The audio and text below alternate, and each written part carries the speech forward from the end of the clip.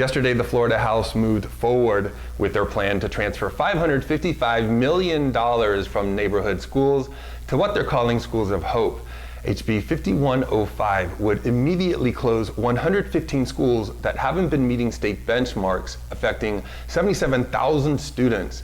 The bill also allocates $200 million in startup costs to attract new vendors in a year lawmakers haven't found any money to give teachers a long overdue raise. The final vote was 77-40, with Democrats unanimously opposed over concerns the bill would set up a segregated, unfair system that would further disadvantage failing schools. House Speaker Richard Corcoran, whose wife founded a charter school, says it's reprehensible that you would take a child and make them stay in a failure factory. Education activists point out that it's not schools, but politicians who are failing our children. Decades of research show the #1 biggest obstacle to learning is poverty.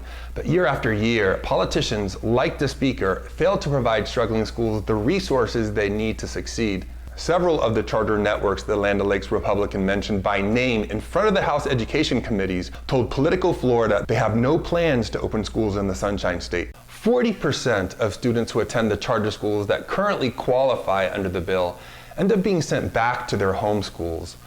What's going to happen to these kids when their home schools have been closed? What's more, how are these schools of hope going to improve student performance when lawmakers are waiving certification requirements for charter school teachers? Miami Representative Manny Diaz says it's our moral responsibility to make this move an option for our kids. What he fails to mention is that he and many of his colleagues in the state legislature are up to their eyeballs in financial ties to the charter school industry. Tallahassee Mayor and gubernatorial candidate Andrew Gillum called the bill a giveaway to friends and family. The Senate has agreed to take up some form of the bill during budget negotiations, which means in secret. If you found the information in this video helpful, go ahead and share it with a friend. And don't forget to click on the subscribe button so you can find us again next week.